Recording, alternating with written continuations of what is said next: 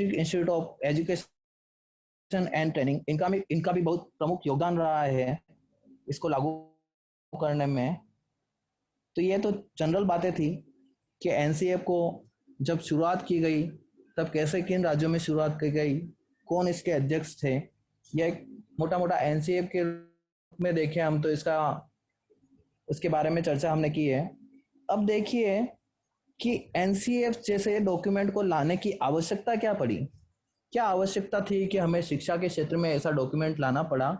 Common sources of physical discomfort, यानी कुछ discomfort जो थे हमारे लिए यहाँ, उन डिस्कम्फर्ट की वजह से हमें आवश्यकता पड़ी कि हम यहाँ कुछ सुधार करें। वो हम देखते हैं कि विद्यालयों का बहुत अधिक दूरी पर स्थित होना, विद्यालय जो है वो बहुत अधिक दूरी पर स्थित थे, बच्चे विद्यालय जाने में थक जाते थे, या फिर अधिक दूरी पर स्थित होने की वजह से क्या होता था कि जो लड़कियों की संख्या बहुत कम थी विद्यार्थियों में, माता पिता अपनी बच्चियों को नहीं भेजते थे और छोटे बच्चों को विद्यालय नहीं भेजते थे। तो एनसीएफ की गाइडलाइन में यह तय किया गया है कि प्रत्येक बच्चे को अपने नज़दीकी अवस्था में विद्यालय मुहैया हो जाए, उसको उपलब्ध हो जाए, इस बात का ध्यान दिया गया। फिर दूसरा जो है इसमें पॉइंट है, दूसरा जो डिस्कम्फर्ट था वो था कि विद्यार्थी का बस्ता बहुत भारी था, बैग बहुत भारी था। इतना भारी बैग होते हुए विद्यार्थी जब स्कूल में पहुंचता है तो उसे पढ़ाई एक कठिनाई के रूप में सामने आती है, बच्चा बोरिंग फील करता है। इस वजह से यह भी एक डिस्कम्फर्ट था, इसको भी इसमें सुधारने की कोशिश की गई। फिर आता है विद्यालय में साधन सुविधाएं। विद्यालय में साधन सुविधाएं, एक सेकंड में आपके कमेंट देख रहा हूं। हाँ जी,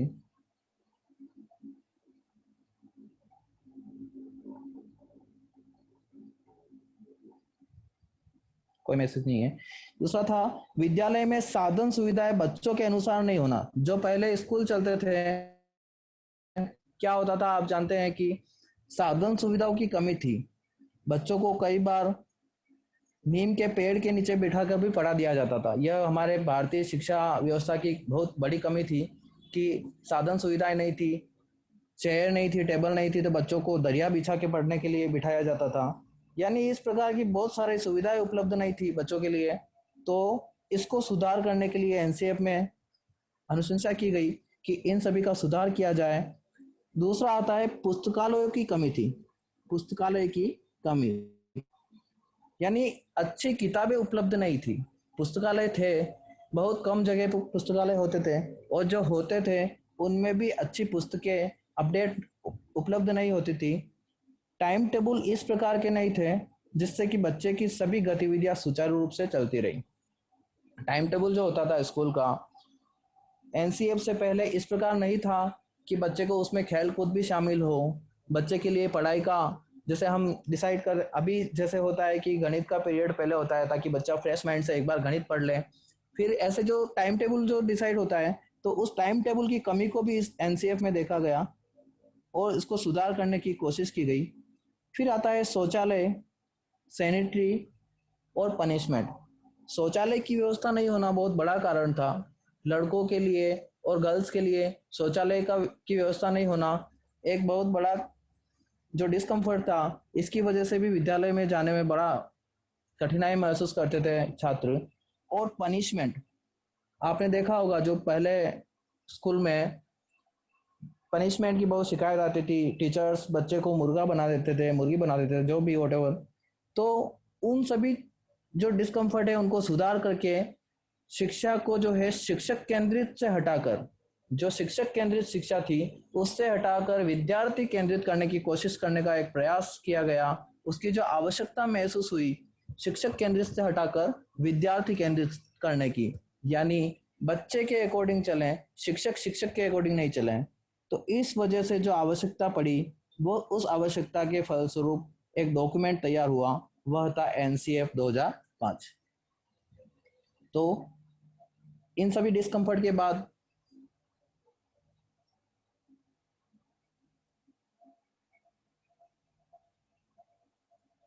एनसीएफ के जो कुछ महत्वपूर्ण सिद्धांत हैं उन पर हम चर्चा करते हैं। वैसे तो देखिए एनसीएफ के 5 ही महत्वपूर्ण सिद्धांत माने जाते हैं, 5 ही महत्वपूर्ण नियम माने जाते हैं, लेकिन उसके अलावा भी एनसीएफ के कुछ सिद्धांत हैं, उन्हें भी हम देखेंगे। पहले, ज्ञान को केवल विद्यालय तक ही सीमित ना रखा जाए, उसे बाहरी जीवन से भी जोड़ा जाए। बहुत ही महत्वपूर्ण बात इसमें सोची गई कि जो ज्ञान ले रहा है बच्चा, स्कूल में पढ़ने जा रहा है, वो केवल विद्यालय तक ही सीमित ना रह जाए। यानी बच्चे ने अगर स्कूल में कुछ बोलना सीखा है, कुछ लिखना सीखा है, तो जब वो बच्चा स्कूल से निकला, घर आकर बस्ता अपने घर पर रखा, तो ये नहीं कि वो बस्ता वहीं तक सीमित रह गया। उसे अपने डेली लाइफ में, बाहरी जीवन में भी जोड़ने के लिए कुछ प्रयत्न शिक्षकों को और शिक्षा विभाग को करने होंगे, जिससे कि वह अपने भावी जीवन में इसका प्रयोग कर पाएगा। तो पहला जो महत्वपूर्ण सिद्धांत है इसका, ज्ञान को केवल विद्यालय तक ही सीमित ना रखा जाए, उसे बाहरी जीवन से भी जोड़ा जाए। दूसरा आता है, यह बहुत ही महत्वपूर्ण है, पढ़ाई रटंत प्रणाली यानी कि रोट मेथड से फ्री हो। पढ़ाई जो है रोट मेथड, बच्चा रटे नहीं, क्योंकि रटने के बाद जो बच्चा पढ़ेगा उससे कुछ सीख नहीं पाएगा। साइकोलॉजी भी कुछ ऐसा ही, मनोविज्ञान भी कुछ ऐसा ही सब्जेक्ट है जिसमें आप रट नहीं सकते, क्योंकि अगर आप रटने बैठ गए, आपकी समझ विकसित नहीं हुई, आपके कॉन्सेप्ट नहीं बने, तो शायद आप एग्जाम में क्वेश्चन नहीं कर पाएंगे।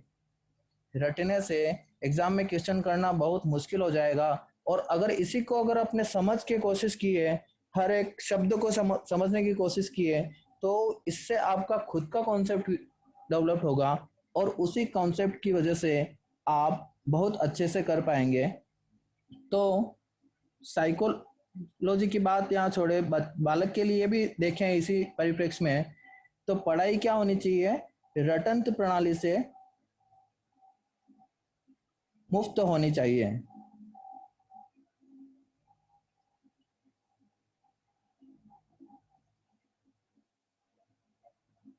एक सेकंड में आपके कमेंट देख रहा हूं।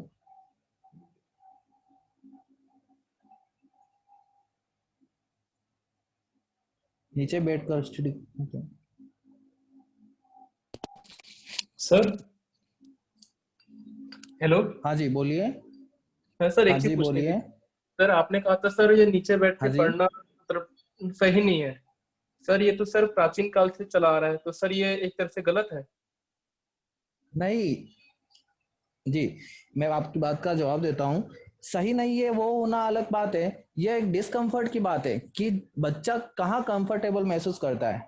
आज मैं बताता हूँ आपको कि साइकिल भी उतनी ही अच्छी थी जितनी की मोटरसाइकिल। अगर आप साइकिल चला रहे हैं, वो भी आपको पहुंचा तो रही है आप जहां जाना चाहते हैं, और एक मोटरसाइकिल भी ये पहुंचा रहे हैं, लेकिन कंफर्ट किस में ज्यादा है?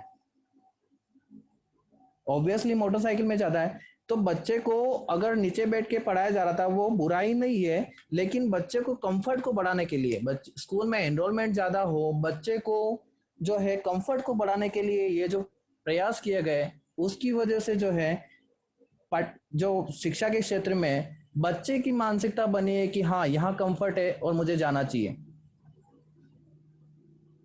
सर आगे। हाँ जी। हेलो। सर सर माफी चाहता हूँ हाँ सर, जी हमने सर बोलिए। एक हाँ, 6th क्लास में सर एक लाइन पढ़ा था सर, विद्या चाहने वाले को सुख नहीं आवाज और नहीं आ रही सुख चाहने आपकी वाले को 6 विद्या क्लास नहीं। में। सर 6th क्लास में सर एक लाइन पढ़ी थी सर, विद्या चाहने वाले को सुख नहीं और सुख चाहने हाँ वाले को हाँ विद्या जी। नहीं। तो सर उसके अकॉर्डिंग तो अगर हम चाहें जी तो सर किसी स्कूल में, या नहीं हो रहा किसी से, कोई नहीं पढ़ पा रहा, तो सर नीचे बैठा के पढ़ा सकते हैं। इसमें कोई गलत मतलब कानूनी तौर पे गलत तो नहीं जी होगा? जी नहीं, बिल्कुल गलत नहीं है। और आपने जो बताया कि क्या बताया, एक बार आप वापस रिपीट करें, कौन सा शिक्षा बिना क्या? आप एक बार वापस रिपीट करें सर, भैया। सर सुख चाहने वाले को विद्या नहीं, विद्या चाहने वाले हाँ को जी, सुख नहीं। सर ये पढ़ा था बचपन में। बिल्कुल, सुख चाहने वाले को विद्या नहीं। तो इसमें जैसा है आप बता रहे, बिल्कुल सही बात है। यह विद्यार्थी की तरफ से कोई डिमांड नहीं थी कि सर टेबल चेयर नहीं होगी तो हम नहीं आएंगे। ऐसा कोई विद्यार्थी की तरफ से डिमांड नहीं थी कि अब सभी विद्यार्थियों ने बताया हो कि सर टेबल चेयर ही चाहिए वरना हम नहीं पढ़ेंगे। यह हमारी सरकार की तरफ से किए गए प्रयास है, हमारी गवर्नमेंट की तरफ से किए गए प्रयास है कि कुछ अच्छा देने से अच्छा फीडबैक आएगा। यह हमारी केवल एक सोच थी, बाकी गलत वो भी नहीं है, उसको भी आज गलत नहीं कहा सकता। आज भी अगर किसी कारणवश अगर फर्नीचर नहीं मिले तो आज भी बहुत सारे विद्यालयों में पढ़ाया जा रहा है, तो वो कोई गलत नहीं है। लेकिन हमारा उद्देश्य ये था एनसीएफ 2005 के अनुसार कि बस हमें कुछ कंफर्ट जो है वो बढ़ाने स्टूडेंट के लिए, उसकी वजह से स्टूडेंट का एनरोलमेंट ज़्यादा हो, टीचर्स की तरफ से जो टीचर ओरिएंटेड था उसको हटा के स्टूडेंट ओरिएंटेड करें, यानी कि कंफर्ट हम बढ़ाएंगे तो इसका फायदा हमें होगा। ये सरकार की तरफ से था, ना कि बच्चे की तरफ से। तो बिल्कुल आप जो बता रहे हैं वो भी कोई गलत नहीं है। अगर ये सुविधाएं नहीं भी है तो भी पढ़ाना बिल्कुल गलत नहीं होगा। आज आप देखिए कि आपको अनुष्का एकेडमी में हम क्लासेस के थ्रू पढ़ा रहे थे, बहुत अच्छी क्लासेस चल रही थी, लेकिन लॉकडाउन की वजह से आज ऐसी कंडीशन है कि बहुत कम सुविधा है। यानी कि मैं खुद मेरे केवल मोबाइल से पढ़ा रहा हूँ, ना मेरे पास व्हाइट बोर्ड है ना मार्कर है, कुछ भी नहीं है उसमें, नेटवर्क भी ये सब कर रहे हैं फिर भी पढ़ रहे हैं। यानी कि सुविधाओं में कमी आ रही फिर भी हम कोशिश तो कर रहे हैं, इसका मतलब ये नहीं कि ये गलत है। समझ गए ना? तो कंफर्ट बढ़ गए हैं, वो बेहतर करने के लिए हम एनसीएफ जो है बढ़ाने की कोशिश कर रहे हैं। क्लियर है? ओके, कैरी ऑन करते हैं। तो हम देख रहे थे पढ़ाई जो है रटंत प्रणाली से, बहुत बड़ा रोट मेथड को हटाना चाहिए, रट के कभी नहीं पढ़ना चाहिए। और आप भावी शिक्षक बनने वाले हैं देश के, तो आपको भी यह सोचना चाहिए कि हम भी कभी बच्चे को पढ़ाएं तो उसको इसके लिए प्रेरित नहीं करें रट के पढ़ने के लिए, और आप स्वयं भी इसी तैयारी के लिए, अब जबकि आप शिक्षक बनने जा रहे हैं तो आप स्वयं भी ये सोचें कि हम खुद भी रट कर नहीं पढ़ें, हम खुद भी उसको समझ कर पढ़ें। नेक्स्ट आता है बालक का सर्वांगीण विकास हो। बालक का सर्वांगीण विकास हो। सर्वांगीण विकास कैसे? जब स्कूल में जा रहा है तो आप हम ये कहेंगे कि स्कूल में जा रहा है तो उसको शिक्षा मिलनी चाहिए, उसको फालतू का दूसरा क्या मतलब है? लेकिन नहीं, शिक्षा तभी प्राप्त होगी जब बालक का सब तरफ से डेवलपमेंट हुआ हो, फिजिकल डेवलपमेंट हुआ हो, मेंटल डेवलपमेंट हुआ हो, यानी उसको मानसिक, सामाजिक, नैतिक, संवेगात्मक सभी प्रकार से उसका अच्छा विकास हो रहा है। बच्चे का मानस ठीक है, माइंड अच्छा है तो अच्छा सीखेगा, समाज में उसको बहुत अच्छा एनवायरनमेंट मिल रहा है तो वो भी अच्छा सीखेगा। बच्चा नैतिक रूप से बहुत अच्छा है, उसका स्वभाव नैतिक रूप से अच्छा है, तो वह गलत और सही को ध्यान में रखते हुए सीखेगा। उसके बाद जो संवेगात्मक विकास है, यानी बच्चे का अंदर जो संवेगों की जो है उसका विकास अच्छे तरीके से हुआ है तो बच्चा अच्छी तरीके से सीखेगा। तो कुल मिला के ये है कि बच्चे का जो है सर्वांगीण विकास हो, किसी एक पक्ष को नहीं देखा जाए, सर्वांगीण विकास को देखा जाए। यह जो एनसीएफ का प्रमुख सिद्धांत था। उसके बाद अगला सिद्धांत आता है परीक्षा प्रणाली को लचीला बनाना, फ्लेक्सिबल। बहुत ही बड़ी बात कही है एनसीएफ में कि परीक्षा प्रणाली को फ्लेक्सिबल बनाया जाए, लचीला बनाया जाए। परीक्षा को लेके विद्यार्थियों के मन में बहुत डर होता है, आपने खुद ने भी फील किया होगा सबने। जैसे जैसे परीक्षा आती है आपको परीक्षा के पास आने पे बहुत डर लगता है मन में एक। तो उस परीक्षा प्रणाली में जो बच्चों का, छात्रों का भय था, छात्रों का डर दूर करने के लिए उसको फ्लेक्सिबल, लचीला बनाने की बात कही है, ताकि बच्चों का डर खत्म हो परीक्षा से और उसको विश्वास रहे, बालक को आत्मविश्वास रहे कि हाँ जो मैंने पढ़ा है वो मैं परफेक्टली परीक्षा में कर पाऊंगा। क्लियर है? अब जो आती है बड़ी बात है कि देश के लिए चिंतन का विकास, देश के लिए चिंतन का विकास, देश के लिए चिंतन का विकास। बच्चा, आज मैं आपको उदाहरण देता हूं एक देश का जिसका शायद नाम लेना चाहिए या नहीं लेना चाहिए। चाइना जो देश है, चाइना, आज वहां बच्चा छोटा होता है, बाल्यावस्था में ही बच्चे को उसका देश प्रेम का इतना कठोर वो दिया जाता है, उसके माइंड में देश प्रेम इतना भर दिया जाता है कि बच्चा, उसके माता पूछे तो भी चाइना, पिता पूछे तो भी चाइना, यानी कि समर्पित हो जाता है वो देश के लिए, उसके लिए देश सर्वोपरि है। ये उस देश की कंडीशन है। लेकिन आज भारत में देखें, भारत के परिप्रेक्ष्य में देखें तो देश प्रेम का जो है इसको सिखाने में थोड़ा कमी महसूस कर सकते हैं हम, कमी है अभी। इसलिए एनसीएफ का ये उद्देश्य था कि बच्चा जो है वो देश के लिए चिंतन करे, उसका एक ऐसा विकास हो कि वो हमेशा अपने से पहले देश के लिए सोचे और उसमें देश प्रेम की भावना हो। तो इसके लिए भी एनसीएफ में एक बिंदु जोड़ा गया। फिर आता है भारतीय संस्कृति का संरक्षण। भारतीय संस्कृति का संरक्षण होता रहे।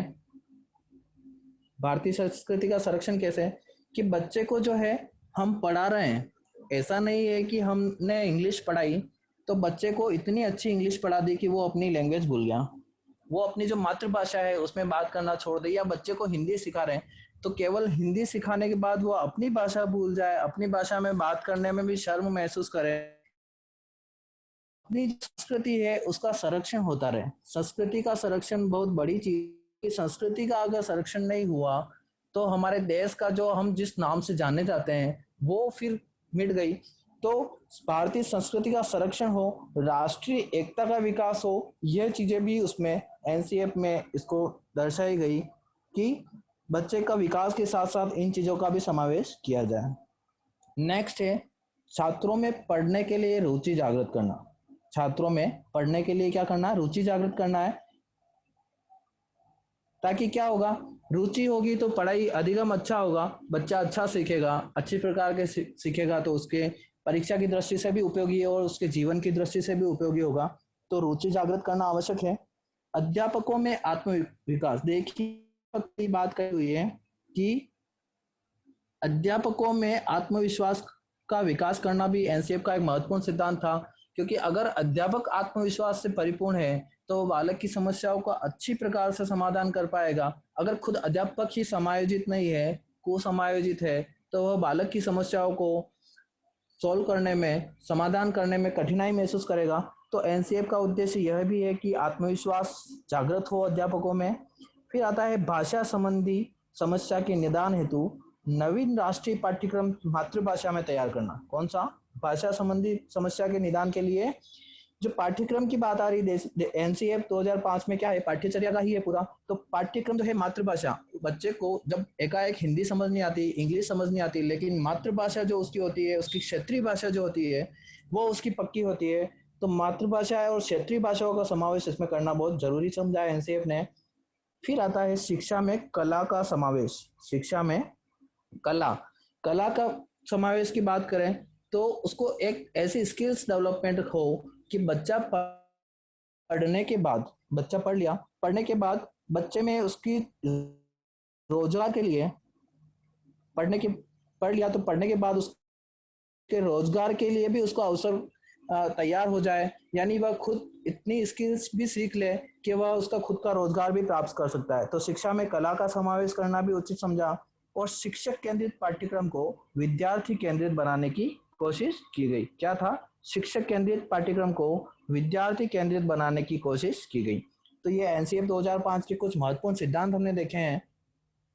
अब आता है एक जेपी नायक थे। जेपी नायक जो है उन्होंने भारतीय शिक्षण व्यवस्था के लिए एक विश्लेषण त्रिकोण दिया। कौन थे, जेपी नायक थे। इन्होंने क्या किया, भारतीय शिक्षा व्यवस्था के लिए एक त्रिकोण दिया। त्रिकोण में 3 बातें हैं। पहली है इक्वलिटी, इक्वलिटी यानी समानता।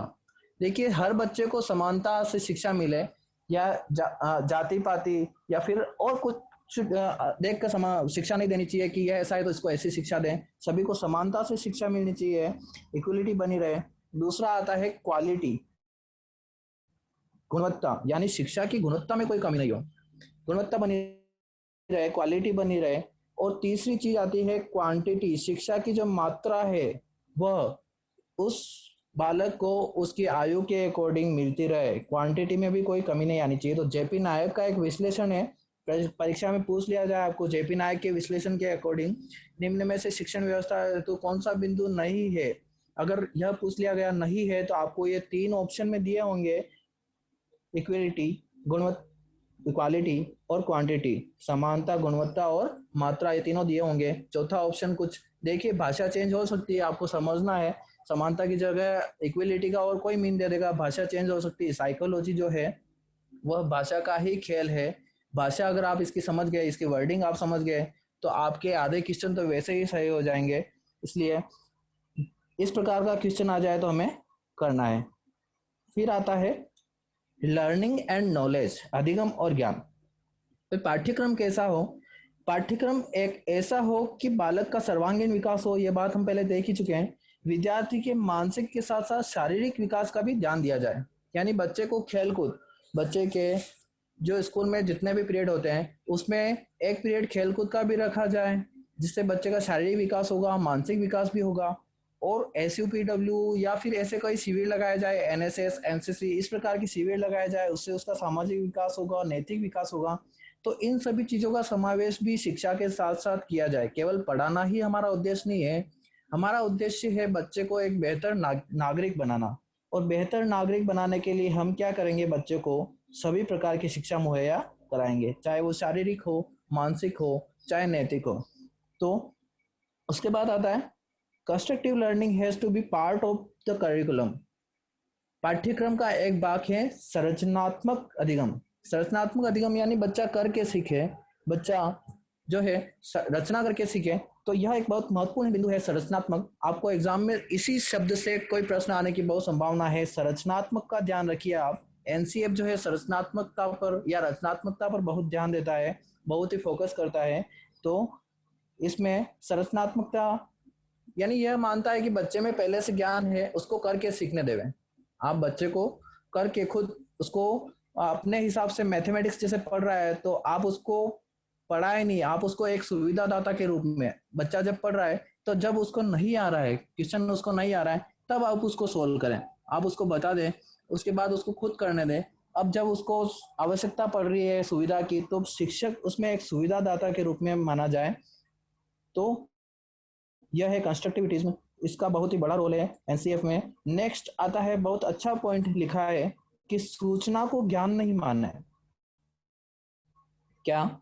सूचना को ज्ञान नहीं माना है, यानी शिक्षक ने कोई सूचना दे दी कि ऐसा होता है, तो बालक उसको पक्का ज्ञान ही नहीं मान ले, उसको परखे, उसकी जांच करे कि क्या वाकई में ऐसा होता है या नहीं होता है, उसके बाद उसको स्थायित्व प्रदान करे, उसके बाद उसको वो ज्ञान माने। ऐसा अभी आज के टाइम में भी यही हो रहा है। हम देखते हैं कि व्हाट्सएप पर बहुत सारे स्टेटस ऐसे हैं जो कोरोना वायरस के बारे में अफवाह फैला रहे हैं, वो सारी हमारे पास आने वाली सूचनाएं हैं, लेकिन हम उन सूचनाओं को ज्ञान मान लेते हैं। और ज्ञान मानकर हम क्या करते हैं, तुरंत हमने यकीन कर लिया कि हाँ ये कंप्लीट है, यही सही है, और हमने भी अपने स्टेटस पर लगा दिया। लगाते हैं ना ऐसा कई बार, हमने भी अपने स्टेटस पर उसको ज्ञान मान के लगा दिया और हमने भी ज्ञान मान के उसको बांट दिया। नहीं, यह गलत है। सूचना को ज्ञान बिल्कुल नहीं माना जाए। सूचना अपनी जगह है, उसको परखने के बाद, उसकी जांच करने के बाद उसके यथार्थ का पता लगाया जाए, और अगर वह सही है तो ज्ञान है। तो इस प्रकार का दृष्टिकोण विकसित करना बालक में बहुत जरूरी समझा गया है एनसीएफ के अकॉर्डिंग। नेक्स्ट है, यहां तक क्लियर है?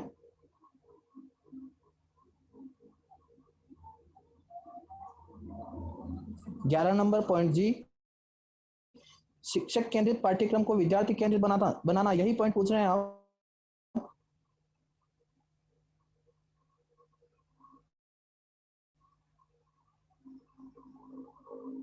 हाँ जी, शिक्षक केंद्रित यानी कि जब टीचर क्लासरूम में पढ़ा रहा है, देखिए सभी देख ले एक बार, यह 11 नंबर हमारा पॉइंट है।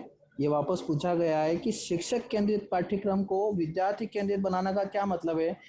तो जो क्लासरूम चल रहा है और क्लासरूम में टीचर ही केवल भाषण दे रहा है, टीचर बच्चों की जिज्ञासा का, बच्चों की रुचि का ध्यान नहीं रख रहा है, टीचर अपना ही कोर्स पूरा करवाने के लिए उसको पाठ्यक्रम को करवाया जा रहा है, पढ़ाया जा रहा है, उसमें किसी बच्चे ने कोई क्वेश्चन नहीं पूछा, तो वो उस क्लासरूम का एनवायरनमेंट हो गया शिक्षक केंद्रित, यानी जैसा शिक्षक चाह रहा है वैसा हो रहा है। लेकिन इस पद्धति को हमने बदलने की कोशिश की है और उसको बनाने की कोशिश की है विद्यार्थी केंद्रित, यानी बच्चा जैसा चाहता है कि सर मुझे ये क्वेश्चन नहीं आता है, वापस बताइए सर, ऐसा क्या होता है, इसमें क्या होता है। तो अब जो है टीचर उसका केवल लेक्चर जो तैयार करके आया है, केवल वो ही नहीं पढ़ा रहा है, वो बच्चों के जवाब भी दे रहा है। तो वह जो शिक्षा हो गई वो हो गई विद्यार्थी केंद्रित। दूसरा, शिक्षक केंद्रित में देखें तो जो शिक्षक को अच्छे टॉपिक है वो शिक्षक पढ़ा देगा, लेकिन कुछ चीजें ऐसी हैं जो शिक्षक को अच्छा नहीं लगता है, जैसे कि एक्टिविटी है, कोई स्पोर्ट्स एक्टिविटी है, तो शिक्षक अगर चाहता है तो स्पोर्ट्स एक्टिविटी कराएगा, शिक्षक नहीं चाहता है तो नहीं कराएगा। तो इस प्रकार के कोई बात नहीं हो, इस वजह से विद्यार्थी केंद्रित बनाना बहुत जरूरी समझा था। यानी छात्र की सुविधा के अकॉर्डिंग सब कुछ करा जाए तो वो चीज होती है विद्यार्थी केंद्रित। ठीक है, तो यह तो उद्देश्य था, सिद्धांत था, शिक्षक केंद्रित से विद्यार्थी केंद्रित बनाना। उमेश जी कह रहे हैं, एक सेकंड, समानता को और किस नाम से जाना जा सकता है? इक्विलिटी का कोई भी और शब्द आपको दे दिए, समानता, एक रूपता, या फिर ऐसा कुछ भी शब्द दे सकता है, ये तो हिंदी का, उसमें शब्दों में हेर फेर करना तो कोई बड़ी बात नहीं है। लेकिन हमें इसका पता होना चाहिए, हम तैयारी कर रहे हैं, भावी शिक्षक बनने जा रहे हैं, तो कुछ शब्दों में हेर फेर करने से हमें कोई फर्क नहीं पड़ना चाहिए। ठीक है, समानता हो गई, एक रूपता हो गई, ऐसा शब्द कोई भी दे सकता है। क्लियर है? आगे बढ़े जी। तो हमने देख लिया था सूचना को ज्ञान नहीं माने। उसके बाद नेक्स्ट जो है, एनसीएफ 2005 की आवश्यकता क्या पड़ी, यह भी मैंने कहीं से एक ऐड करके कुछ टॉपिक पॉइंट बनाए हैं कि एनसीएफ 2005 की आवश्यकता देखें तो नैतिक और मानवीय मूल्यों में वृद्धि करने के लिए पड़ी। कौन से नैतिक मूल्य और मानवीय मूल्य?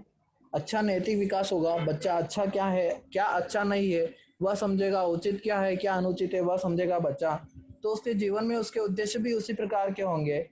अगर किसी बच्चे ने शुरुआत में उसकी नैतिक शिक्षा अच्छी नहीं थी और उसने अगर विलेन की मूवियाँ देखी और उसके दिमाग में छवि वही बनी हुई है तो वो उसी दिशा में सोचेगा।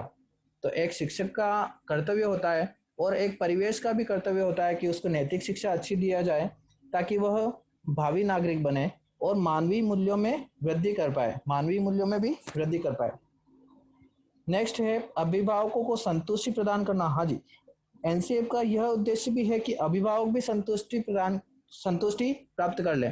जब बच्चे को अभिभावक स्कूल में भेज रहे हैं तो अब स्कूल पे बहुत कुछ डिपेंड हो जाता है, बच्चे का पूरा भविष्य उस विद्यालय पर डिपेंड हो जाता है। इस हेतु अभिभावक भी ये चाहते हैं कि हम उसको विद्यालय भेज रहे हैं तो विद्यालय से उसका अच्छा फीडबैक आए। तो एनसीएफ की आवश्यकता इसलिए भी पड़ी कि अभिभावकों की संतुष्टि प्रदान हो, शैक्षिक लक्ष्यों की प्राप्ति की जाए। क्लियर है? शैक्षिक लक्ष्य जो है, बच्चा जो है पढ़ने में जो लक्ष्य बना लेता है कि मुझे हाँ इतना अच्छा पढ़ना है, इस तरीके से मुझे पास होना है, इतने मार्क्स लाने हैं, ये मुझे सीखना है, ये सभी उसके शैक्षिक लक्ष्य हैं। उन सभी लक्ष्य को बच्चे की प्राप्ति हो गई, बच्चे को प्राप्ति हो गई तो उस विद्यालय के जो लक्ष्य है विद्यालय को भी प्राप्त होंगे। इस प्रकार देखें तो स्टेप बाय स्टेप पूरे राष्ट्र के जो शैक्षिक लक्ष्य हैं उन सभी शैक्षिक लक्ष्यों को हम अच्छी तरीके से प्राप्त कर पाएंगे और एक शिक्षा का ढांचा है वो हम बेहतर बना पाएंगे। चौथी बात आती है कक्षा कक्ष शिक्षण को प्रभावशाली बनाने हेतु। हाँ जी,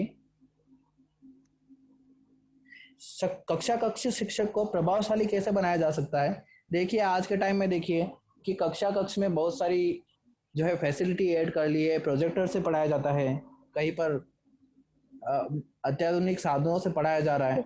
तो जो कक्षा कक्ष का शिक्षण है उसको कैसे प्रभावशाली, कोई कुछ पूछ रहा है, एक सेकंड।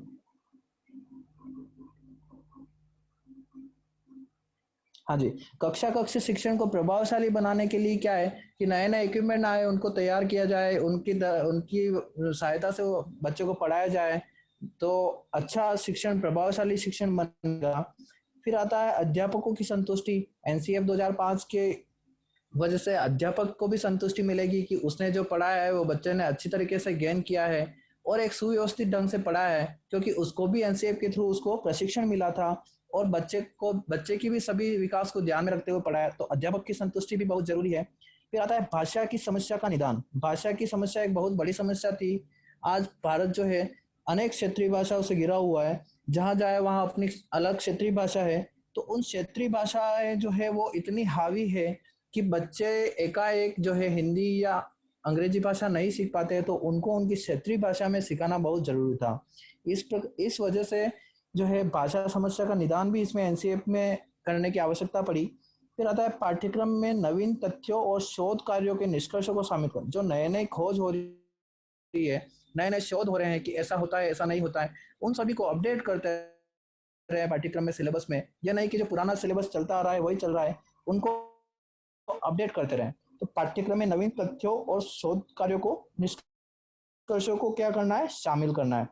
इन सभी जो है बिंदुओं की वजह से एनसीएफ लाने की आवश्यकता पड़ी है।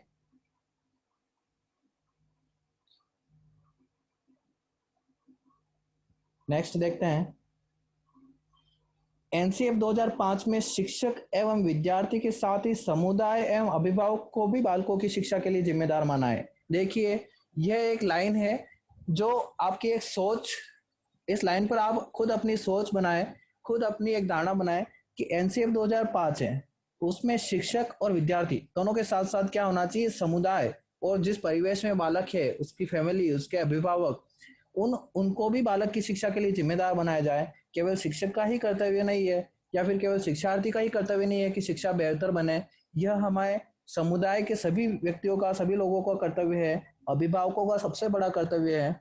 तो इन सभी को जिम्मेदार माना है। क्वेश्चन यहाँ से आ सकता है, प्रश्न किस प्रकार से आ सकता है कि एनसीएफ 2005 में अच्छी शिक्षा के लिए या फिर बेहतर शिक्षा प्रणाली के जिम्मेदार है शिक्षक, विद्यार्थी, शिक्षक, अभिभावक, शिक्षक, समुदाय अभिभावक या उपरोक्त सभी, इस प्रकार के ऑप्शन देके आपको पूछ सकता है। तो अपने को ध्यान रखना है कि ये सभी उतने ही जिम्मेदार हैं जितने कि शिक्षक जिम्मेदार हैं। क्लियर है? नेक्स्ट देखते हैं, एनसीएफ ने कुछ सब्जेक्ट के बारे में बातें की है। देखिए, एनसीएफ के बारे में पूरी डिटेल लेके आया हूं मैं।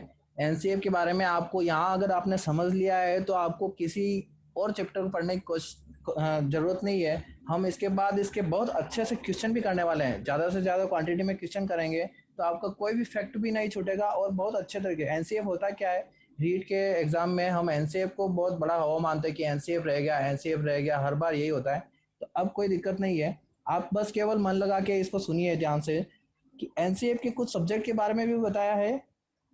लैंग्वेज के बारे में, भाषाओं के बारे में एनसीएफ में कुछ बातें की गई है कि भाषा कैसी होनी चाहिए, किस प्रकार भाषाओं के बारे में हम अभी देखने वाले हैं। मैथमेटिक्स, गणित सब्जेक्ट के बारे में भी इसमें बताया है। इसी प्रकार से computer science, social science, art education, health and physical education, work education, इन सभी सब्जेक्ट के बारे में एनसीएफ ने विशेष रूप से बात की है कि क्या होना चाहिए इनके बारे में। तो लैंग्वेज की बात करें, हम सबसे पहले लैंग्वेज की बात करें तो प्राथमिक स्तर पर बालक की मातृभाषा को ही आधार माना जाए। एनसीएफ मानता है कि प्राथमिक स्तर पर, प्रारंभिक स्तर पर बच्चा जाता है प्राथमिक स्तर पर, तो वहां पर वह ना तो हिंदी जानता है ना अंग्रेजी जानता है। कुछ परिवेश हो सकते हैं वहां अगर बच्चे, किसी बच्चे को आती है वो बात अलग है, लेकिन प्रारंभिक स्तर पर बच्चा जो है केवल अपनी मातृभाषा जानता है, अपनी क्षेत्रीय भाषा जानता है। तो मातृभाषा या क्षेत्रीय भाषा को ही आधार माना जाए। अधिकतर राज्यों में हिंदी बोली जाती है तो हिंदी, या फिर उनकी क्षेत्रीय भाषा बोली जाती है तो क्षेत्रीय भाषा को ही आधार माना जाए। इसके लिए एनसीएफ ने एक त्रिभाषी सूत्र दिया है। त्रिभाषी सूत्र को हम डिस्कस करने वाले हैं आगे। तो एनसीएफ ने क्या किया, भाषा के लिए, जो लैंग्वेज के लिए है उसके लिए त्रिभाषी सूत्र दिया और मातृभाषा को आधार माना है। दूसरा है फोकस ऑन ऑल स्किल। बच्चे की जो है 4 प्रकार की स्किल होनी चाहिए, उसके 4 प्रकार के कौशल होने चाहिए, उनके ऊपर फोकस किया। 4 प्रकार के कौशल कौन से हैं? अब जब आप इनकी शिक्षण विद्या भी पढ़ेंगे, आप रीट की तैयारी कर रहे हैं, शिक्षण विद्या जब पढ़ेंगे आप सभी विषयों की, तो उन शिक्षण विधियों में 4 प्रकार के कौशल आएंगे स्किल। वो है सुनना, बोलना, पढ़ना और लिखना। ये 4 प्रकार के कौशल बहुत महत्वपूर्ण होते हैं और इनका पिछली रीट के एग्जाम में क्वेश्चन भी आया था कि 4 प्रकार के निम्न में से कौशल है या निम्न में से कौशल नहीं है, इस प्रकार से आया था। 3 ऑप्शन थे, listening, speaking, reading and writing. ये जो 4 प्रकार के कौशल है, उन चारों प्रकार के कौशल का अच्छी तरीके से बालक में विकास हो जाए।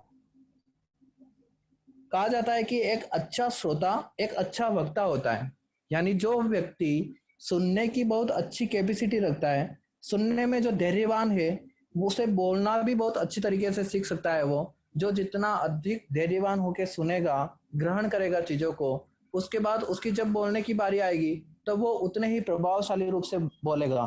तो सुनना, बोलना, पढ़ना और लिखना, ये 4 प्रकार की जो स्किल है वो बच्चे की पूरी तरीके से व्यवस्थित रूप से उसका डेवलपमेंट किया जाए, उनका विकास किया जाए।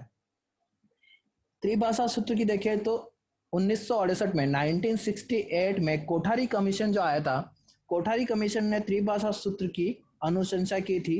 इसके अकॉर्डिंग क्या होगी, बच्चा जो है तीन भाषा, कम से कम तीन भाषा होगी उसमें। फर्स्ट लैंग्वेज जो है बच्चे की क्षेत्रीय भाषा होगी, यानी वो बच्चा जिस क्षेत्र में है, जिस भाषा को बोलना बचपन से जानता है, उस भाषा को फर्स्ट लैंग्वेज माना जाए और उसको महत्वपूर्ण उसको माना जाए। दूसरा है second language. First language mother tongue भी कह सकते हैं, क्षेत्रीय भाषा। दूसरी आती है सेकंड लैंग्वेज। सेकंड लैंग्वेज के लिए इस प्रकार है कि हिंदी भाषी अगर कोई राज्य है, जिस राज्य में हिंदी भाषा बोली जाती है, वहां पर यहाँ अरबी, फारसी और संस्कृत इनमें से, या अरबी, फारसी इनमें से कोई भी एक भाषा हो सकती है, अरबी, फारसी और संस्कृत। यहाँ देखिए हिंदी गलती से टाइप हो गया, यहाँ हिंदी नहीं है, यहाँ पर संस्कृत लैंग्वेज की बात की गई है, संस्कृत। तो जो सेकंड लैंग्वेज है उसमें हिंदी भाषा के लिए, वो हिंदी भाषी राज्य है उसके लिए संस्कृत, अरबी, फारसी इनमें से कोई एक चूज कर सकता है, कोई चयन कर सकता है। दूसरा है हिंदी भाषी राज्य नहीं है, जहाँ जिस राज्य में हिंदी नहीं बोली जाती वहां पर हिंदी होगी या फिर इंग्लिश होगी। जहाँ हिंदी नहीं बोली जाती वहां बच्चे को हिंदी सिखाना अनिवार्य माना गया, तो वहां पर हिंदी या फिर इंग्लिश में से कोई एक जो भाषा है उसको सिखाई जाए। थर्ड लैंग्वेज की बात करें तो वही हिंदी स्पीकिंग स्टेट की बात करें तो उसको इंग्लिश या मॉडर्न इंडियन लैंग्वेज में से कुछ भी एक, और नॉन हिंदी स्पीकिंग में हिंदी या मॉडर्न लैंग्वेज है उसकी बात की जाए, हिंदी या मॉडर्न लैंग्वेज। इस प्रकार से त्रिभाषा सूत्र दिया गया है। यानी कि जैसे मैं आपको उदाहरण लेके बताऊं कि अगर कोई बच्चा,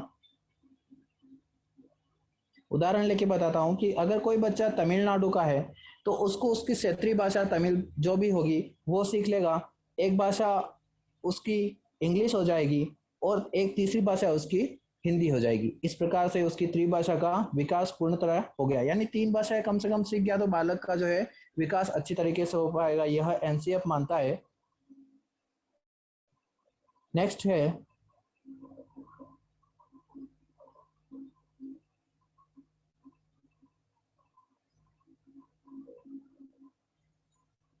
लैंग्वेज की, हमने बात कर ली भाषा कैसी होनी चाहिए। दूसरा है मैथमेटिक्स यानी गणित विषय के बारे में एनसीएफ क्या मानता है। गणित विषय के बारे में एनसीएफ मानता है कि बालक के चिंतन का गणितीकरण किया जाए, मैथमेटाइजेशन किया जाए, कि गणितीकरण किया जाए, यानी बालक को अमूर्त सोचने के लिए प्रेरित किया जाए। क्लियर है कैसे अमूर्त सोचने के लिए प्रेरित किया जाए? देखते हैं कि जब बच्चा गणित सीख रहा है तो केवल वह जोड़ बाकी गुणा भाग ही नहीं सीखे, जोड़ बाकी गुणा भाग सीख लिया उसने तो उसको अपने व्यवहारिक जीवन में भी प्रयोग करे और बच्चा गणितीकरण करे। और उनके बेस पे जब बच्चे के सामने कोई छोटा बच्चा है, उसके सामने कोई दो वस्तुएं रख ली, एक प्रकार की दो वस्तुएं कोई दूसरे प्रकार की रख दी, वो वस्तुएं पड़ी है, उन वस्तुओं को मिलाकर उन बच्चों को कहा है कि आप इसे बताएं। बालक को पूछा है हमने कि तुम इसे बताओ कि अब ये कितनी है, तो उन चारों को मिलाकर वो बताएगी कि 1 2 3 4, यानी कि 4 है या 4 है। लेकिन अब वो तो जब मूर्त है, यानी कि उसको सामने दिख रही है, उस कंडीशन में क्या होगा, जब कुछ सामने नहीं हो उसको अब्स्ट्रैक्ट थिंकिंग करनी है। तो गणित का उद्देश्य यही है कि उसको अमूर्त यानी जो चीजें है ही नहीं उसके बारे में भी सोचना सिखाया जाए, अमूर्त सोचने के लिए सिखाया जाए। दूसरा है गणित को रुचि से पढ़ाया जाए। जब रुचि नहीं हो तो गणित पढ़ना बहुत ज्यादा कठिनाई वाला होता है, तो गणित को जो है रुचि के साथ पढ़ाया जाए और बालक को विषय के प्रति सकारात्मक दृष्टिकोण बनाकर गणित के डर को दूर किया जाए। सबसे बड़ी बात है कि गणित का डर बच्चे में, हर बच्चे में लगभग गणित का डर होता है, और बचपन की अवस्था में, बाल्यावस्था में उसके अगर गणित के डर को दूर कर दिया तो वह बच्चा जीवन में कहीं नहीं अटकेगा और गणित विषय एक अच्छा सब्जेक्ट विषय मानकर चलेगा। तो गणित के डर को दूर करने के क्या प्रयास किए जाए, यह एनसीएफ में बात की गई है। फिर आता है गणित को बालक के वास्तविक जीवन से जोड़ा जाए। गणित को क्या है, यह हम देख चुके हैं कि गणित को क्या किया जाए, बालक के वास्तविक जीवन से जोड़ा जाए, ताकि उसको सोचने और तर्क करने की क्षमता का भी विकास हो, उसको सोचने की और तर्क करने की क्षमता का भी विकास हो। फिर आता है मूर्त से अमूर्त की ओर सूत्र। गणित शिक्षण का एक सूत्र है, जब आप शिक्षण विद्या भी पढ़ेंगे तब भी पढ़ाया जाएगा कि शिक्षण के क्या सूत्र हैं, कौन कौन से सूत्रों से शिक्षण कार्य को किया जाता है। तो उसमें गणित के लिए एक आगमन निगमन विधि भी आएगी। इस प्रकार से एक सूत्र आएगा, मूर्त से अमूर्त सूत्र, यानी कि जो चीजें दिख रही है उन चीजों के से सीख कर उन चीजों के बारे में सोचना जो नहीं दिख रही है, अमूर्त है। तो इस प्रकार से मैथमेटिक्स के बारे में बताया एनसीएफ में। फिर आता है, यहाँ तक क्लियर है? यहाँ तक सभी का क्लियर है?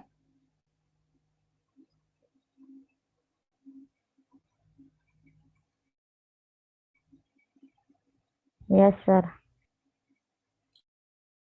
ओके, फिर आता है साइंस की बात करें हम। साइंस की बात करें तो साइंस में इंपॉर्टेंट होती है, महत्वपूर्ण चीज होती है बालक की जिज्ञासा।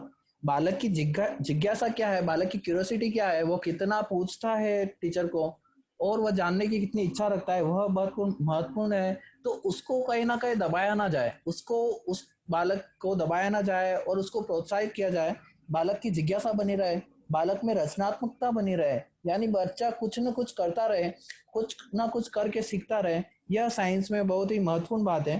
तो साइंस के लिए यह रचनात्मकता खत्म नहीं हो, यह देखा जाए। सोशल साइंस की अगर बात करें हम, बालक को अपने इतिहास से, बालक जो है ज्ञान को अपने इतिहास से जोड़ पाए, खुद के इतिहास से या अपने पारिवारिक परिप्रेक्ष्य से जोड़ के देखें तो इतिहास को जोड़ पाए और उसकी संस्कृति से जुड़ा हुआ रहे। बालक जो है उसने ज्ञान जो प्राप्त किया है स्कूल में, वो उसकी संस्कृति से जुड़ा रहे, कहीं ना कहीं उसकी संस्कृति खत्म नहीं हो, ऐसा ज्ञान उस बच्चे को दिया जाए। आर्ट एजुकेशन की बात हमने पहले भी की थी कि music, dance, art and craft ऐसी गतिविधियां बालक के सामने चलती रहनी चाहिए। बालक करता रहेगा, उससे क्या होगा, उसकी स्किल डेवलपमेंट होगी। और पाठ्यक्रम के तो एक अपनी जगह है ही है, लेकिन स्किल डेवलपमेंट की वजह से बच्चा भविष्य में उसके रोजगार के भी अवसर सुदृढ़ हो जाएंगे, सुनिश्चित हो जाएंगे। तो आर्ट एजुकेशन का भी उतना ही महत्व दिया जाए। फिर आता है हेल्थ एंड फिजिकल एजुकेशन, बहुत ही आवश्यक है। बच्चा अपने हेल्थ के लिए जागरूक होगा तो बच्चा सभी फील्ड में, सभी तरफ से अच्छी तरीके से उसका विकास भी हो पाएगा और सुचारू गतिविधियां उसकी चलती रहेगी। अगर हेल्थ कॉन्शियस है, उसका उसकी हेल्थ अच्छी है। फिजिकल एजुकेशन उसको देना इसीलिए जरूरी है कि बालक जब फिजिकल एक्टिविटी में शामिल हो, उससे उसका शारीरिक विकास भी बेहतर होगा, उसको खेल कूद में भी शामिल किया जाए और इस प्रकार की गतिविधियां जो है स्कूल में लाई जाए और उसको उस बालक से जोड़ा जाए। नेक्स्ट एक सब्जेक्ट और है जिस पर एनसीएफ ने चर्चा की है, वो है वर्क एजुकेशन। कौन सा? Work education, रोजगारोन्मुखी। रोजगारोन्मुखी यानी उसको रोजगार के लिए कौशल सिखाएं, वर्क एजुकेशन। ठीक है, क्लियर है यहाँ तक? फिर एक स्कूल एंड क्लासरूम इन्वायरमेंट कैसा हो, यह एनसीएफ में बात की गई है कि मूलभूत सभी सुविधाएं बालक को मिल जाए जो उसकी नियमित दिनचर्या को प्रभावित करें। यह सभी को समझ आ ही गया हो कि मूलभूत सुविधाएं जो मिलनी चाहिए वो उसको बालक को मिल जाए। ठीक है, फिर है बालक जो है प्रकृति के साथ जुड़ा है, कहीं ना कहीं नेचुरल रूप से बालक को आर्टिफिशियल से ज्यादा नेचुरल चीजें ज्यादा पसंद आती है, तो कहीं ना कहीं उसको प्रकृति के साथ जुड़ा रहने दिया जाए बालक को। पारंपरिक दंड में परिवर्तन किया जाए, जो पिछला जो पनिशमेंट चलता आ रहा है कई वर्षों से बालक के प्रति, बालक को मुर्गा बना दिया, मुर्गी बना दिया, बालक को डंडे से पीटा जा रहा है, उन सब में परिवर्तन करना बहुत आवश्यक था। क्योंकि उसके भय की वजह से भी कई बार एनरोलमेंट नहीं हो रहे थे, छात्रों की संख्या में बहुत कमी हो रही थी। तो इन सभी चीज़ों को इन्वायरमेंट के अंदर देखा गया। बच्चे के ज्ञान को उसके समुदाय, उसकी पारिवारिक स्थिति से भी जोड़ा जाए। फिर आता है performance is not everything, performance ही सब कुछ नहीं है। आज बच्चे के, अगर उसके माता पिता ये एक्सपेक्ट करें उससे कि मेरे बच्चे के 95% आ जाए, मेरे बच्चे के 100% आ जाए, तो वो बहुत ही गलत है। मैंने कई बार, मैंने ऐसे भी देखे हैं जो 10th क्लास में 50% वाले हैं वो भी बहुत सक्सेस है, और 95-99% वाले हैं वो भी आज कहीं ना कहीं कठिनाई में है।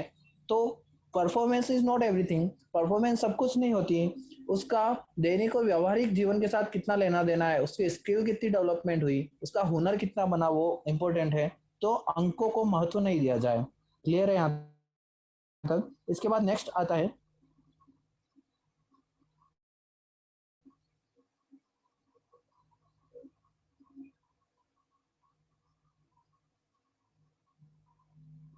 एनसीएफ से रिलेटेड कुछ अन्य महत्वपूर्ण बिंदु और हैं, वो हम एक बार रिवाइज कर लेते हैं या फिर कुछ नया फैक्ट है उसको देख लेते हैं। कि 2004 में यशपाल, प्रोफेसर यशपाल जो थे, उनके द्वारा एक कमेटी बनाई गई। कमेटी का नाम था नेशनल स्टीयरिंग कमेटी। कौन सी? National steering committee. और इसी के आधार पर 2005 में बनाया गया एनसीएफ। 2004 में बनी थी नेशनल स्टीयरिंग कमेटी, और उसी के नेशनल स्टीयरिंग कमेटी को हिंदी में कहते हैं राष्ट्रीय संचालन समिति। कौन सी? राष्ट्रीय संचालन समिति। और इसके 2004 में ये जो बनी, इसके आधार पर प्रोफेसर यशपाल ने जो है एनसीएफ बनाया 2005 में। फिर आता है एनसीईआरटी के अंदर जो है 21 अलग अलग नेशनल फोकस ग्रुप बनाए, जिनकी वजह से यह जो पाठ्यक्रम तैयार किया गया और इसको एक हर स्टेट में इसको प्रभावी रूप से लागू किया गया। फिर संरचनावादी विचारों को फोकस करने के लिए मैंने बताया आपको कंस्ट्रक्टिविटीज्म। संरचनावादी, एनसीएफ का संरचनावाद से सीधा लेना देना है। अगर आपके एग्जाम में कोई क्वेश्चन पूछे, उसमें अलग अलग प्रकार के समुदाय दे रखे हो, तो संप्रदाय दे रखे हो, तो आप उसमें संरचनावाद को क्लिक करें, क्योंकि संरचनावाद का इससे जो है सीधा लेना देना है, बच्चा करके सीखे। फिर आता है शिक्षक एक सुविधादाता के रूप में है। ये मैंने आपको बताया ही था कि शिक्षक की भूमिका क्या होनी चाहिए, एक सुविधादाता। बच्चा जहाँ अटक गया, बच्चे को जहाँ प्रॉब्लम हो रही है, वहां पे बच्चे का फैसिलिटेटर होगा टीचर। रटने से मुक्त बनाने की बात हो चुकी थी। परीक्षा को कक्षा कक्ष शिक्षण से जोड़ने की बात हो चुकी थी। शिक्षकों का समुचित प्रशिक्षण होता रहे, शिक्षक को भी प्रशिक्षण मिलता रहे, जिससे कि कैसे क्या पढ़ाना है, क्या पढ़ाना है, किस प्रकार की गतिविधियां संचालित करनी है, उसको आइडिया रहे, नॉलेज रहे। और एनसीएफ को 22 भाषाओं में ट्रांसलेट किया गया था। तो इस प्रकार जो है यही एनसीएफ था।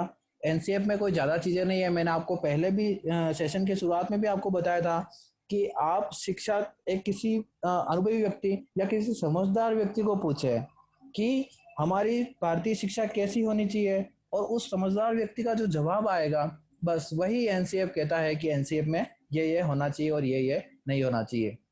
क्लियर है यहाँ तक सभी को? यहाँ तक किसी को प्रॉब्लम तो नहीं है? आप अगर यहाँ तक क्लियर है तो आप यस लिख के भेजें चैट में।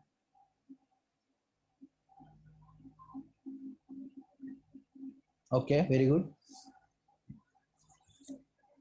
आई होप बहुत अच्छे से आपका होगा और आपकी समझ विकसित हुई होगी एनसीएफ के बारे में। ओके, गुड, ठीक है। तो चलिए इसके बाद हम क्या है, कुछ क्वेश्चन और कर लेते हैं, जिनमें हमारा एक दो फैक्ट हम छोड़ भी गए होंगे, तो क्वेश्चन के थ्रू हम उसको पढ़ेंगे तो बेहतर से याद भी रह जाएंगे और दोनों क्वेश्चन भी हो जाएंगे हमारे पास। तो हम इसको, इसमें कुछ क्वेश्चन है वो देखते हैं। चलिए, पहला क्वेश्चन है, आपको भी जवाब देने हैं, आपको भी चैट में बताना है इनका आंसर क्या हो सकता है। मैं जैसे जैसे पूछता जाऊंगा वैसे वैसे। पहला है, राष्ट्रीय पाठ्यचर्या की रूपरेखा 2005 से इसकी समझ प्राप्त होती है। बताइए इसका कौन सा आंसर होगा? मैसेज कीजिए चैट में।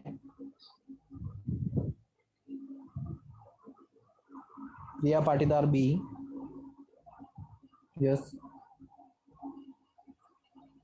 और आंसर दीजिए सभी। हाँ जी,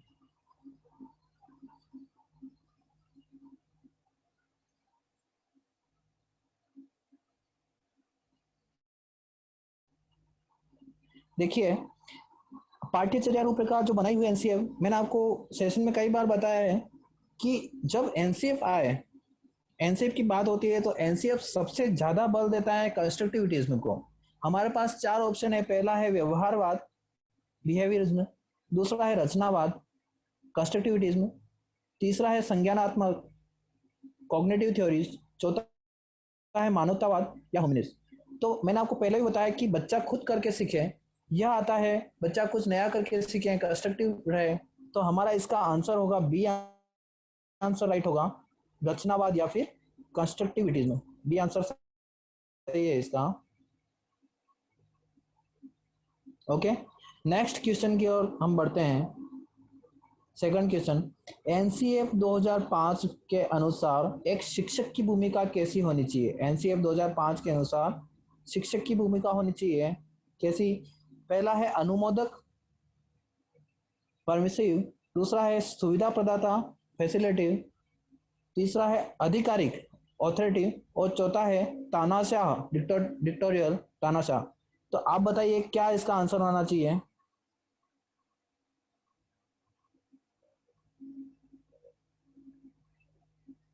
हाँ जी, गुड, लगभग सभी के सही जवाब आ रहे हैं।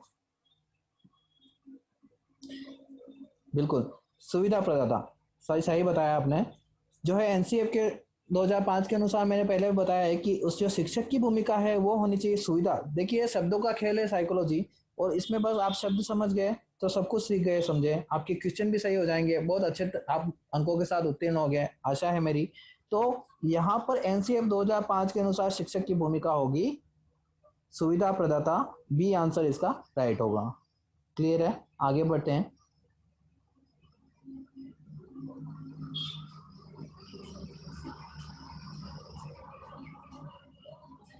तीसरा क्वेश्चन है हमारा, राष्ट्रीय पाठ्यचर्या की रूपरेखा 2005 के अनुसार शिक्षण अधिगम अपने चरित्र में स्पेस दे रखा है और फिर स्पेस दे रखा है क्या होना चाहिए, यानी कि जो एनसीएफ 2005 है उसके अनुसार शिक्षण अधिगम जो होता है वो किस प्रकार का होना चाहिए, उसका चरित्र किस प्रकार का होना चाहिए। प्रश्न को अच्छे से समझे, शिक्षण अधिगम का चरित्र पूछ रहा है ये। तो ए ऑप्शन है सक्रिय एवं सामाजिक, बी है निष्क्रिय एवं सरल, सी है निष्क्रिय एवं सामाजिक, और डी ऑप्शन है सक्रिय एवं सरल। देखिए, निष्क्रिय की तो बात ही खत्म हो जाती है, क्योंकि जब बच्चा अधिगम कर रहा है, जब बच्चा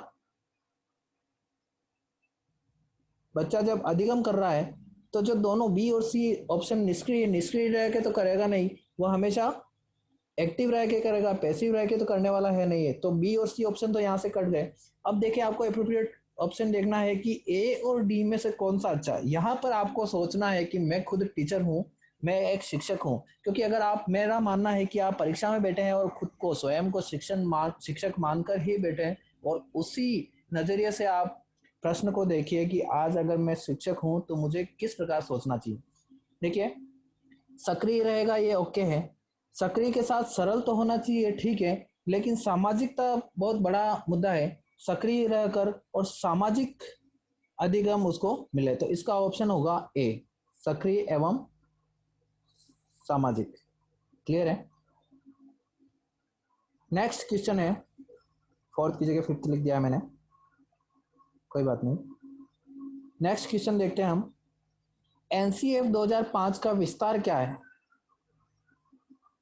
बहुत ही शानदार क्वेश्चन है, इसको नहीं बता पाएगा उसको मुझे ढूंढना है। लगभग सभी बताएंगे। हाँ जी, सभी के कमेंट आ रहे हैं, सभी एक्टिव है, गुड, बिल्कुल। किसने जवाब नहीं दिया अभी तक? देखिए, एनसीएफ 2005 का फुल फॉर्म भी नहीं बताया जिसने वो देखे, लगभग सभी ने बता दिया। ओके, एनसीएफ 2005 का जो विस्तार है, एनसीएफ नेशनल करिकुलम फ्रेमवर्क 2005, तो इसका आंसर कौन सा हो गया? इसका आंसर होगा ए। क्लियर है। इसके बाद चलते हैं नेक्स्ट क्वेश्चन पर। कई अध्ययनों से पता चला है कि द्विभाषी प्रवीणता का स्तर बढ़ा। द्विभाषी यानी कि बाई लैंग्वेज, एक से अधिक भाषा, दो भाषा का प्रवीणता का स्तर बढ़ा। कैसे? संज्ञानात्मक विकास होने हुआ। द्विभाषी जो प्रवीणता जो बच्चे ने हासिल की है दो भाषाओं में, वह उसने अच्छा कर लिया है, दो भाषाओं को प्रवीण हो गया है, तो उसका कौन सा स्तर बढ़ा? संज्ञानात्मक विकास हुआ, सामाजिक सहिष्णुता बढ़ी, या विविध सोच बढ़ी, या सभी? लगभग सभी का सही आंसर है, डी आंसर इसका करेक्ट है। बिल्कुल जी, बिल्कुल डी आंसर इसका करेक्ट है। ओके, नेक्स्ट आता है एनसीएफ 2005 के अनुसार। बहुत अच्छा लगता है जब स्टूडेंट ऐसे एक्टिव रह के सीखते हैं। एनसीएफ 2005 के अनुसार अंग्रेजी सिखाने का उद्देश्य क्या है?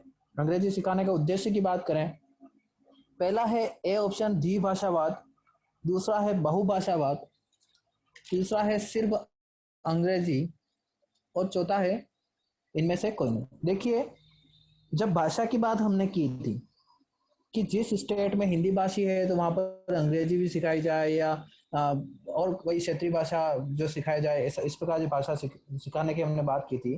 तो उसमें क्या किया हमने कि कुल मिला के हमारा उद्देश्य था कि बच्चा एक से अधिक भाषाएं सीखे। बच्चा जो है एक से अधिक भाषाएं सीखे, और एक से अधिक भाषाओं सीखने के लिए वो अगर तैयार है तो उसको अंग्रेजी भी सिखा रहे, तो हमारा उद्देश्य होगा बहुभाषावाद का। कौन सा? बहुभाषावाद का सिद्धांत, यानी एक से अधिक ज्यादा। हमने ये थोड़ी सीखा, उसमें पढ़ा है कि कोई केवल दो ही भाषाएं सीखे, हमने तो त्रिभाषा सूत्र पढ़ा है, यानी कि दो से तो ज्यादा थी। तो अंग्रेजी सिखाने का उद्देश्य भी यही है कि बहुभाषाएं, एक से अधिक भाषाएं सीखे, तो इसका आंसर राइट आंसर होगा बहुभाषावाद। नेक्स्ट क्वेश्चन है, एनसीएफ 2005 कहता है कि बच्चे, बहुत अच्छा क्वेश्चन है, देखना इस क्वेश्चन को ध्यान से पढ़ें। एनसीएफ 2005 कहता है कि बच्चे फेल नहीं होते। बच्चे फेल नहीं होते, वे स्कूल की विफलता का संकेत देते हैं। एनसीएफ कहता है कि बच्चे फेल नहीं हो रहे हैं, फेल हो रहा है तो स्कूल। क्या आप इस बात से सहमत हैं? ए ऑप्शन है सहमत हैं, बी है दृढ़ता से सहमत है, हाँ कि पक्का बिल्कुल यही बात है। सी ऑप्शन है बिल्कुल असहमत है आप। और चौथा है कि सी ऑप्शन है सहमत है और चौथा है बिल्कुल असहमत है। आप क्या बताएंगे?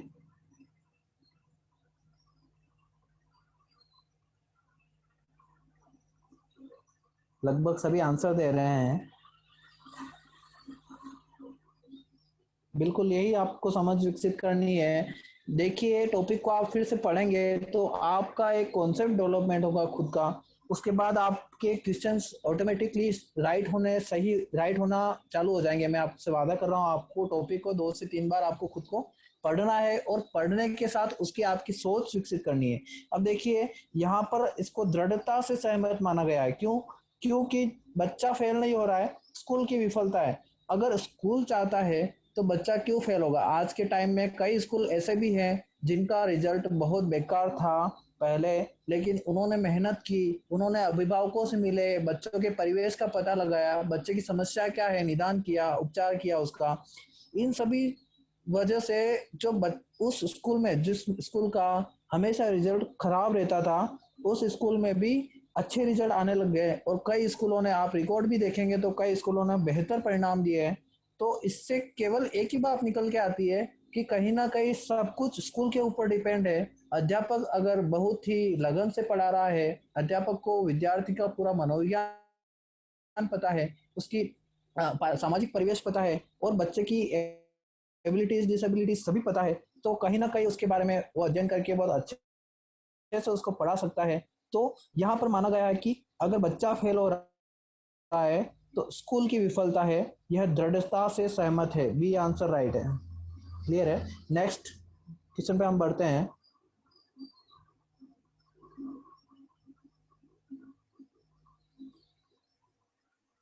एनसीएफ 2005 अनुशंसा करता है कि 25 से 40%, 25 to 40% प्रश्न इस प्रकार होने चाहिए। आशा करता हूं कि इसका आप सभी लगभग सही उत्तर देंगे। ए ऑप्शन है लघु उत्तर प्रश्न शॉर्ट, बी है दीर्घ उत्तर प्रश्न, सी है वस्तुनिष्ठ प्रश्न और चौथा है इनमें से कोई नहीं।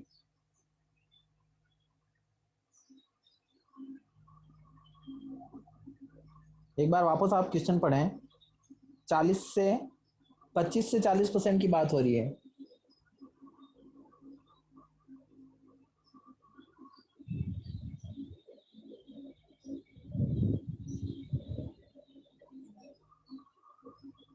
नहीं, हाँ बिल्कुल ए उत्तर किसने दिया है, बिल्कुल सही है। ए ऑप्शन इसका सही होगा। 25 से 40% की बात करें तो लघुत्तरात्मक प्रश्न होंगे, वो 25 से 40% होते हैं और उससे कम परसेंटेज में होते हैं वस्तुनिष्ठ प्रश्न, और 40% से जो ज्यादा प्रतिशत में प्रश्न होते हैं वो होते हैं दीर्घ उत्तर के प्रश्न। तो आपको एनसीएफ के अकॉर्डिंग मानना है कि 25 से 40% जो है वो है लघु उत्तर प्रश्न है। ठीक है, यहाँ से क्लियर है। आपको ये रेशियो ध्यान रखना है, क्वेश्चन आ सकता है। तो पहले आपका चाहे इस टॉपिक में नहीं पढ़ा हमने, लेकिन अब क्लियर हो गया है कि 25 से 40% जो रेशियो है वो है लघु उत्तर प्रश्न का होता है। क्लियर है? नेक्स्ट क्वेश्चन देखते हैं। एनसीएफ अन्य पाठ्यक्रम क्षेत्रों पर ध्यान आकर्षित करता है। कौन कौन से अन्य पाठ्यक्रम क्षेत्र हैं जिन पर ध्यान आकर्षित करता है? पहला कला और विरासत, दूसरा है शांति शिक्षा, तीसरा है स्वास्थ्य और शारीरिक शिक्षा और चौथा है उपरोक्त सभी। आशा करता हूँ लगभग सभी सही आंसर बताएंगे इसका। बिल्कुल बिल्कुल बिल्कुल डी आंसर सही है इसका, सभी ने सही बताया है। बिल्कुल, हाँ जी। तो हमने बात की भी थी कि एनसीएफ अन्य पाठ्यक्रम क्षेत्रों पर ध्यान आकर्षित करता है। वो थे कला और विरासत भी उसको मिलता रहे, शिल्प कला, शांति की शिक्षा भी उसको मिलनी चाहिए, स्वास्थ्य और शारीरिक शिक्षा भी उसको मिलनी चाहिए, फिजिकल एंड हेल्थ एजुकेशन। तो यह सभी उपरोक्त डी इसका आंसर हो जाएगा, उपरोक्त सभी। नेक्स्ट क्वेश्चन देखते हैं हम। बस कुछ ही क्वेश्चन बाकी है, उसके बाद हमारा सेशन एंड हो जाएगा। आप अच्छे से बने रहे इस वीडियो में। राष्ट्रीय संचालन समिति के अध्यक्ष कौन थे? 11th नंबर क्वेश्चन है। बिल्कुल सबने सही बताया है। बिल्कुल प्रोफेसर यशपाल, बिल्कुल सही बताया आपने। प्रोफेसर यशपाल जो है, ए आंसर इसका सही हो जाएगा। प्रोफेसर यशपाल जो थे राष्ट्रीय संचालन समिति के अध्यक्ष थे। नेक्स्ट आ जाते हैं 12th क्वेश्चन पर। एनसीएफ 2005 के अनुसार स्कूलों में गणित शिक्षा का एक मुख्य लक्ष्य क्या है? गणित के बारे में हमने पढ़ा था। बात आई थी मैथमेटाइज करने की, सभी को याद थी। देखिए पहला ऑप्शन है, ए ऑप्शन संख्यात्मक कौशल, बी है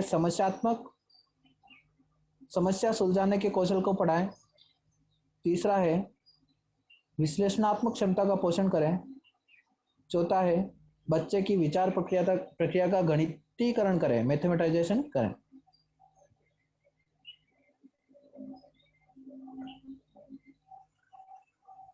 लगभग सभी गलत आंसर बता रहे हैं इस क्वेश्चन का। हमने देखिए पढ़ा भी तो था सेशन में कि एनसीएफ 2005 में अगर कोई मैथमेटिक्स बच्चे को पढ़ा रहे हैं तो क्या करेंगे, बच्चे का विचार जो है मूर्त से अमूर्त की ओर चला जाए। 2 और 2 4 करना हमने किन्हीं वस्तुओं से सिखा दिया बच्चा, लेकिन जब फील्ड में जा रहा है उसके पास कोई वस्तुएं नहीं है, उसको कैलकुलेशन करने के लिए कहा है, तो वो बच्चा जब अमूर्त सोचेगा सोचेगा तो उसकी क्या होगी, विचार प्रक्रिया। और विचार प्रक्रिया किस प्रकार की होगी, गणितीय, मैथमेटाइज हो जाएगा उसका। तो मैंने बताया भी था कि बच्चे की विचार प्रक्रिया है उसका मैथमेटाइजेशन किया जाए, यानी कि उसका गणितीकरण किया जाए। इसका ऑप्शन सही होगा चौथा ऑप्शन, डी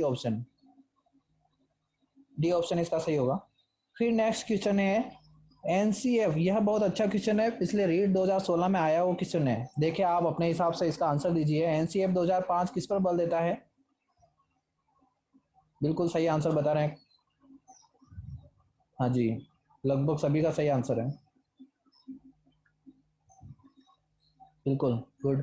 देखिए बी ऑप्शन जो दिया है हमारे पास रटने पर, इसकी तो बात ही खत्म हो जाती है, क्योंकि एनसीएफ ने तो बात ही यही है कि रोट मेथड को हटा दे, रटने की तो बात ही खत्म कर दें। तो रटने की तीसरा ऑप्शन फिर भी ठीक हो सकता है कि हाँ समस्या को हल करें, लेकिन हमारे पास पावरफुल ऑप्शन पड़ा है करके सीखना। बिल्कुल, तो ए ऑप्शन सही हो जाएगा, बच्चा करके सीखे, इस पर एनसीएफ 2005 बल देता है। नेक्स्ट क्वेश्चन देखते हैं। एनसीएफ 2005 में निम्न में से किस परीक्षा संबंधी सुधारों को सुझाया गया है? देखिए इंपॉर्टेंट क्वेश्चन है, रीट 2011 में भी आया हुआ क्वेश्चन है, और इस क्वेश्चन को मैंने क्वेश्चन फॉर्मेट में इसलिए चाहता तो मैं फैक्ट में भी लिख सकता था, क्वेश्चन फॉर्मेट में इसलिए डाला है कि आपको यह हमेशा याद रहे।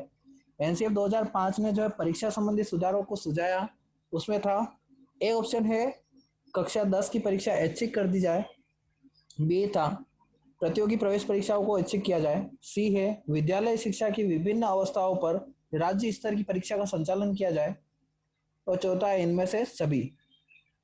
तो इसका ऑप्शन आंसर है, बताइए।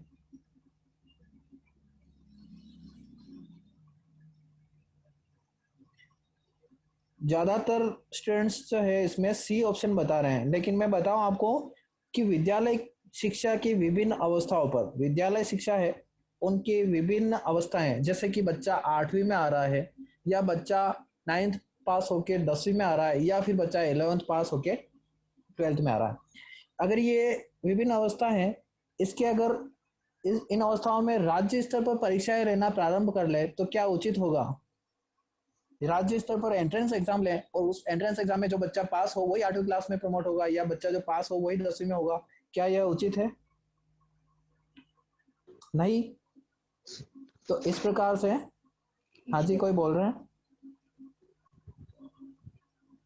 आवाज नहीं आ रही, कोई बोल रहे हैं क्या? आप कमेंट। बिल्कुल ए ऑप्शन बताया है, बिल्कुल सही बताया आपने। कक्षा 10 की परीक्षा ऐच्छिक करने की बात एनसीएफ 2005 में की गई है, आप याद रखें। तो इसका ऑप्शन हो गया ए ऑप्शन, इसका राइट है। कक्षा 10 की परीक्षा ऐच्छिक करने की बात की गई थी, क्लियर है। फिर आता है नेक्स्ट क्वेश्चन। एनसीएफ 2005 में गुणवत्ता आयाम शीर्षक के अंतर्गत महत्व दिया गया है। गुणवत्ता के लिए क्या महत्व दिया गया है?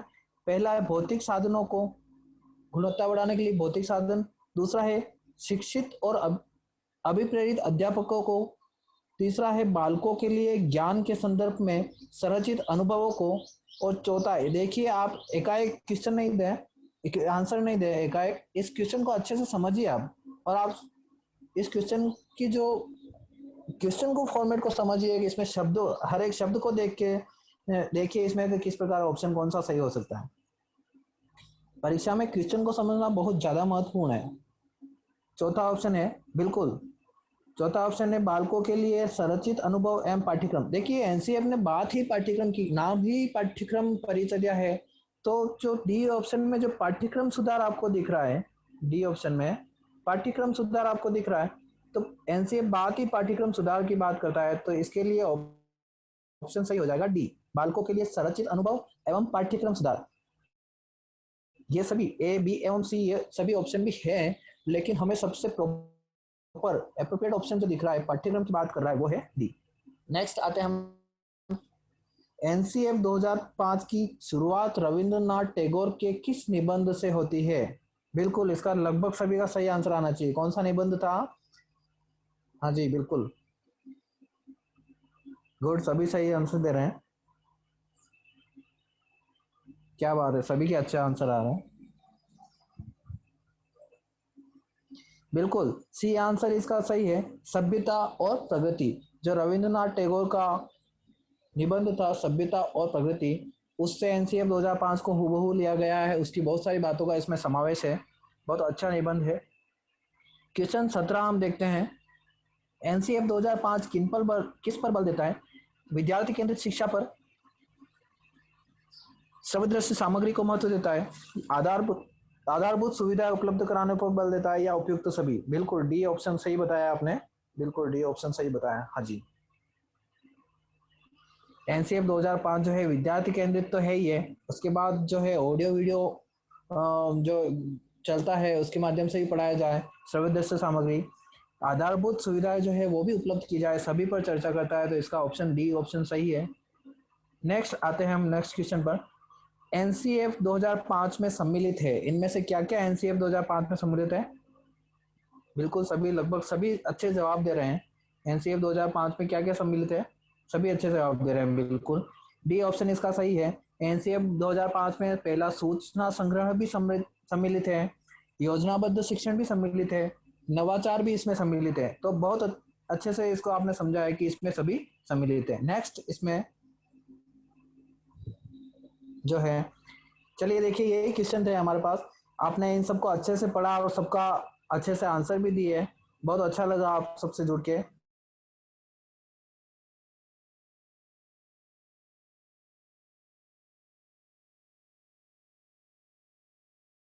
अच्छा जी, मनोविज्ञान आप भी पढ़ने बैठ रहे हैं तो आप रटे नहीं, बिल्कुल भी नहीं रटे, शब्दों को समझे और आप खुद की अपनी एक सोच बनाए, वो सोच आपको डेफिनेटली आपको सक्सेस कराएगी, ये मेरा मानना है।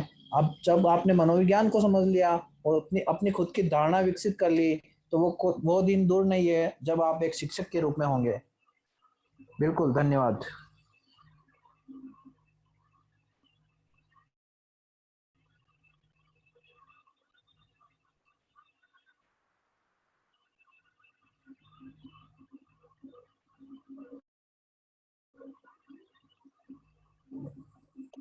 आप सभी स्टूडेंट्स की अभी 4 बजे मैथ्स की क्लास रहेगी। जो कोई भी मैथ्स की क्लास अटेंड करना चाहे वो 4 बजे आपके पास 3:45 बजे तक लिंक आ जाएगा, तो 4 बजे मैथ्स की क्लास अटेंड कर लीजिएगा। और 5 बजे सेम आपके रीजनिंग की क्लास रहेगी। Okay, thank you student, thank you so much sir.